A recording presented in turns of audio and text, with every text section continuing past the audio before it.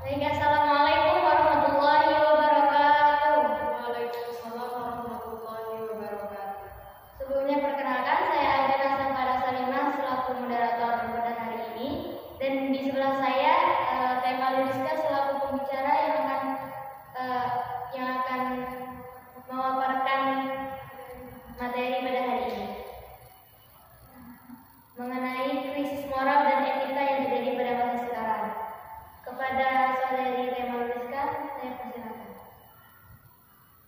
Baik, langsung saja saya selaku pemateri akan membacakan poin-poin penting yang akan kami sampaikan dengan makalah judul Krisis Moral dan Etika yang terjadi pada masa sekarang. Krisis moral dan etika pada masa sekarang merupakan fenomena yang semakin sering dibicarakan. Seiring dengan berkembangnya dinamika sosial, teknologi, dan budaya, dalam konteks ini krisis moral dan etika mengacu pada kemunduran atau kebingungan nilai-nilai dasar yang seharusnya menjadi pedoman dalam kehidupan bermasyarakat, baik dalam hubungan antar individu, komunitas, maupun dengan lingkungan. Untuk materi yang pertama itu adalah pengertian krisis moral dan etika. Yang pertama, krisis moral. Krisis moral terjadi ketika standar atau pedoman moral yang sebelumnya diterima oleh masyarakat mulai dipertanyakan atau dilanggar. Kemudian krisis etika. Krisis etika terjadi ketika ada pelanggaran terhadap prinsip-prinsip etika yang berlaku dengan suatu profesi atau masyarakat, atau ketika norma-norma etika yang berlaku tidak lagi dihormati dan diabaikan. Selanjutnya itu ada beberapa faktor yang menyebabkan krisis moral dan etika pada masa sekarang. Globalisasi dan perubahan budaya. Globalisasi telah membawa perubahan besar dalam banyak aspek kehidupan, termasuk nilai-nilai moral dan etika. Yang kedua itu adalah kemajuan teknologi dan dunia digital. Perkembangan teknologi, terutama internet dan media sosial, telah mengubah cara orang berinteraksi, bekerja, dan berpikir. Selanjutnya, krisis kepercayaan terhadap institusi. Banyak institusi, baik itu pemerintahan, lembaga agama, atau lembaga pendidikan, mengalami krisis kepercayaan dari masyarakat.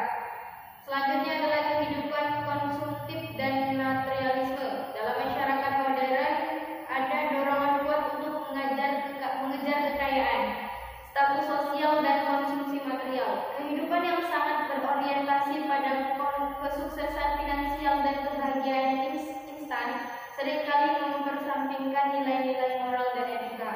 Selanjutnya itu ada kurangnya pendidikan moral dan etika. Sistem pendidikan di banyak negara seringkali lebih fokus pada pencapaian akademik dan keterampilan teknis daripada pengembangan karakter dan nilai-nilai moral. Padahal pendidikan moral sangat penting untuk membentuk kepribadian dan perilaku yang baik pada individu. Selanjutnya itu ada peran media sosial dan membentuk persepsi. Media sosial memainkan peran penting atau peran besar dalam membentuk opini publik dan berperilaku masyarakat. Namun, pengguna media sosial juga membawa dampak negatif pada etika dan moral, seperti penyebaran konten negatif, kebencian, atau penyalahgunaan identitas orang lain. Selanjutnya, individualisme yang meningkat. Di era modern ini, banyak orang yang lebih mementingkan kebebasan berpribadi dan hak individu tanpa memperhatikan kepentingan bersama. Selanjutnya, lingkungan sosial yang tidak mendukung. Lingkungan sosial termasuk keluarga, teman, dan komunitas memiliki peran besar dalam membentuk moral dan etika individu. Dari materi yang di atas dapat kita simpulkan bahwa krisis moral maupun krisis etika mencerminkan ketidakseimbangan dalam nilai-nilai dasar yang harusnya dijunjung tinggi oleh individu maupun masyarakat. Krisis ini dapat menyebabkan ketidakstabilan sosial, konflik, dan penurunan kualitas hidup dalam jangka panjang. Krisis moral lebih berfokus pada keruntuhan atau kebingungan nilai dasar yang mengatur perilaku individu atau kelompok dalam masyarakat. Sedangkan krisis etika berhubungan dengan penerapan prinsip-prinsip etika dalam konteks yang lebih spesifik, seperti di dunia kerja, politik, atau teknologi. Faktor-faktor tersebut saling berinteraksi dan memperburuk krisis moral dan etika yang sering terjadi pada masa sekarang.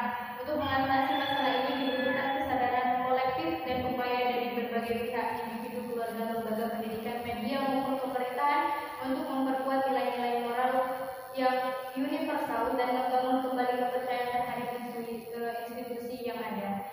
Kemudian ketika pembahasan mengenai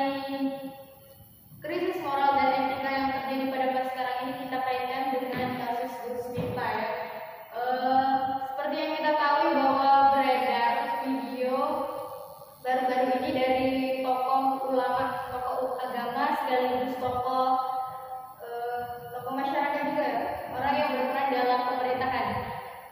Beliau ini melakukan semacam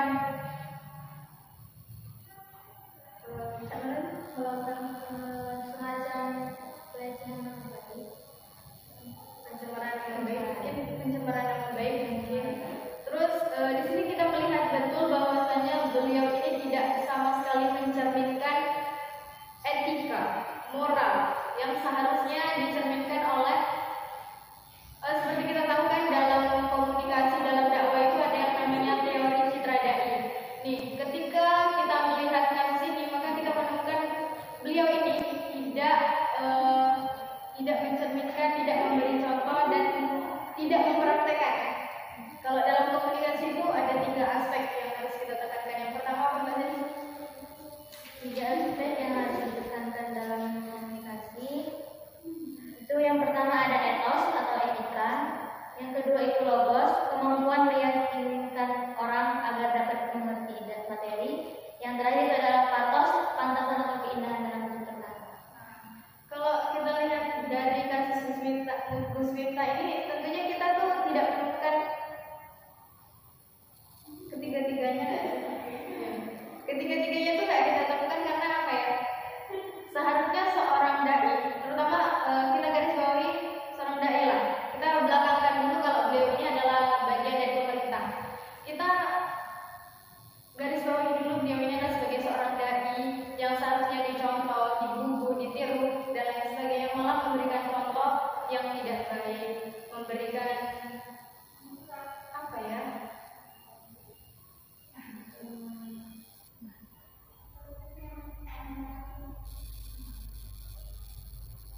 Beliau ini sebenarnya kalau kita menelusuri daripada latar belakang beliau Gus Miftah ini sendiri, kasus yang berkaitan dengan kurangnya moral dan etika ini sudah sangat banyak ya Mbak Zena.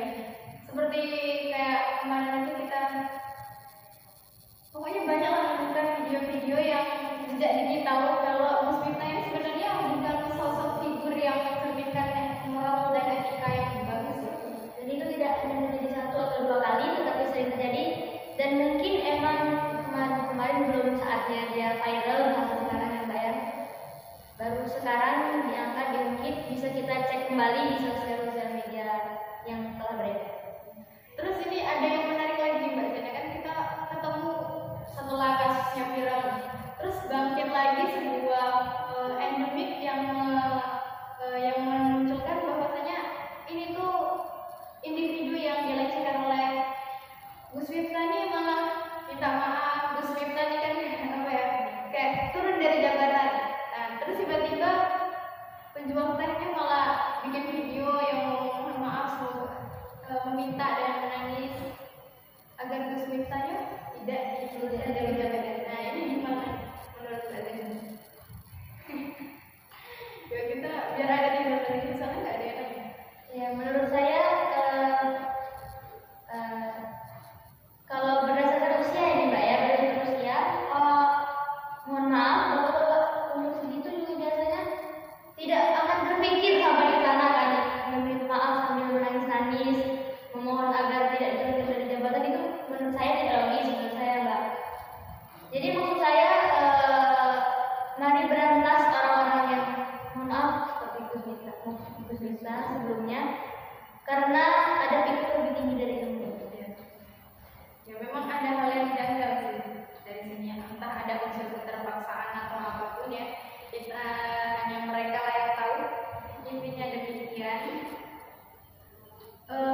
Demikianlah yang dapat kami kaitkan berdasarkan makalah kami dengan kasus viral yang bisa dikatakan Gus Miftah ini adalah testimoni dari krisis moral dan etika yang terjadi pada masa sekarang ini. Demikianlah pemaparan materi yang dapat saya sampaikan. Selanjutnya saya kembalikan kepada moderator, kepada Mbak Zena. Baiklah, pada intinya pelajaran yang dapat diambil itu ialah jangan menjatuhkan seseorang apapun situasi dan apapun kondisinya, karena roda itu berputar. Jadi akan ada saatnya orang tersebut di atas dan akan ada saatnya orang tersebut di bawah. Baiklah, sekian dari kami presentasi makalah dari kami kelompok sebelah saya